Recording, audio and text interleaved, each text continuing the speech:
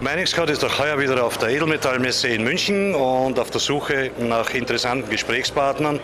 Und wir haben heute das außerordentliche Glück, einen Experten zu Silber als Interviewpartner zu gewinnen, Herrn Sean Rakhimov, der ein großer Kenner des globalen Marktes ist und der uns jetzt ein paar seiner Strategien und seiner Empfindungen, wie es mit dem Edelmetallmarkt und speziell im Silberbereich in der nächsten Zeit weitergehen wird. Sean, many thanks for joining us and to give us some impressions from your large expertises in the silver market. So let us speak again. What is the nearer future of silver and why the people should buy silver? What is the reason? Well, first of all, thank you for having me. The market, the precious metal market has been going down from about March of 2011, so we're coming up in about 3 years of a downturn. I expect the downturn to be completed in the next 6 months. Yeah. Up to 6 months I give it. It could happen many times. It could happen by the end of this year. But 6 months at the latest, and then I expect a large rise in the metals. Gold and silver are the only two asset classes that are driven by fear versus all other investment assets that are driven by greed. So therefore the catalyst for a rise in gold and silver come from other areas, other financial markets. In particular, one I stress these days is the turnaround in interest rates. For instance, US dollar 10-year Treasury interest rate has doubled in 2013, went from 1.5 to 3. It is taking sort of a profit-taking correction. It's down at 2.6 now.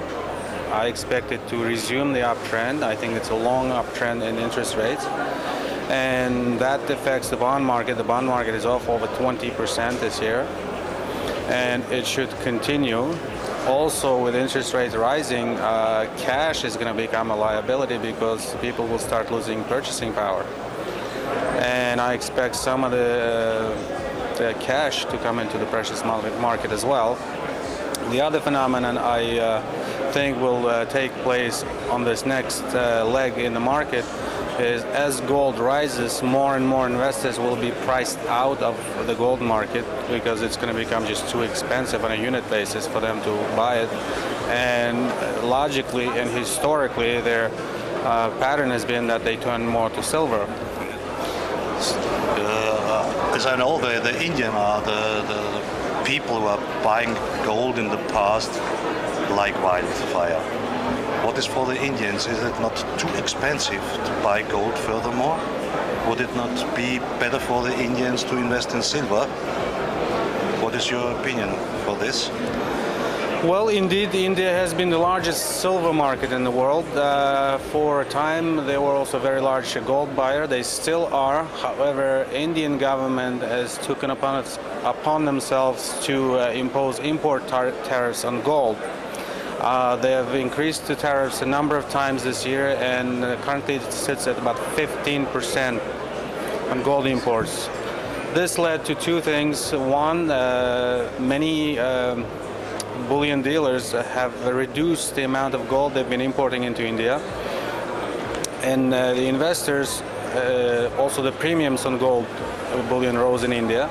So investors turn to silver. Investors and buyers are those who would be buying gold, they're turning to silver.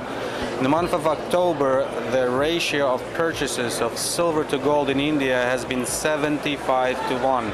75 to 1? 75 to 1. Wow. So people bought 75 times ounces more silver than gold. Yeah. And I expect that trend to continue. Again, for two reasons. Whether the tariffs on gold stay in place or not, I am not certain. I think they will, at least for a while. But the other thing, as gold price rises, it will have the same effect, that more and more people will be priced out of gold market because it's going to become too expensive for them. They'll turn to silver. But everybody can buy a silver coin and never more a gold coin if the prices are too high for them. Basically, yes. Privates, mainly. Yes. And what do you think about this big float of gold coming out now from the west and direction to the east.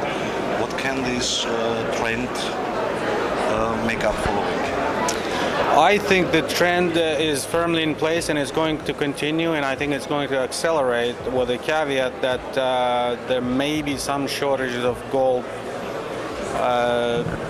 physical gold, because a number of central banks, primarily Eastern central banks, have been buying gold. Russia has been buying record amounts for their account. China and India have been buying record accounts as well. And other smaller countries, Turkey has been buying, Thailand has been buying, Mexico has been buying, a number of other countries, Kazakhstan has been buying gold. So I think the trend is going to continue, provided they can get the gold itself, because I think this flow of the metal from east to west is very significant.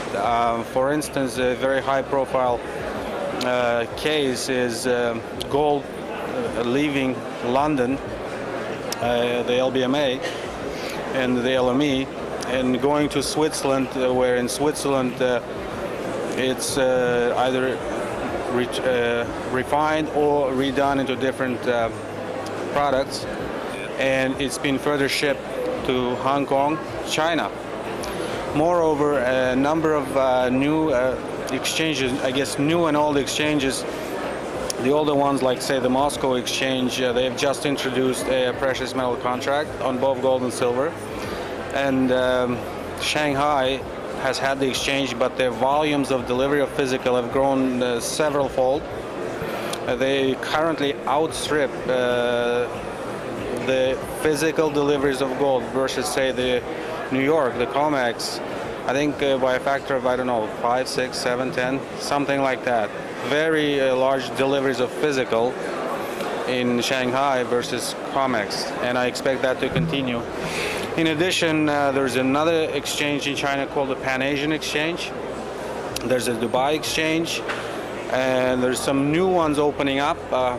The latest reports are there's going to be a new exchange starting up next year in Singapore, and it's going to be spot delivery, physical metal deliveries. And another one is opening up in South Korea. And what will all these power from the eastern countries have in consequences for the Western Hemisphere? Well, in my opinion, it's going to result in a further weakening of major currencies, the US dollar in particular, perhaps euro, British pound, and well, the other wild card is the Japanese yen. Japanese government, as you know, they've been ramping up their increases money supply by very large amounts. The objective is to triple the money supply from 2012 to 2014. So they wanted to double it this year in 2013 and print another equal amount next year. And they're doing that, and it's having a very adverse effect on their competitors in the region, particularly in South Korea, and I believe that's one of the factors that pushed them to step up the gold activities. Buy gold, establish an exchange, attract metal to the region.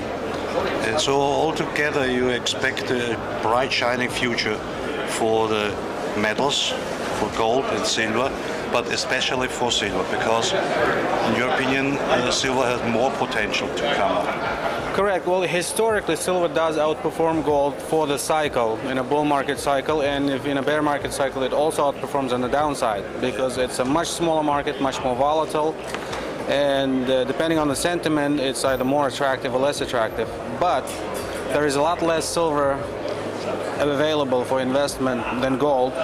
A large portion of silver, probably about 3/4, 75%, is used up in industrial applications. So only a quarter of available silver, so silver supply is available for investment. That's one. And the other thing is the price ratio. As gold rises higher, more and more people are priced out of the gold market and they turn their attention to silver.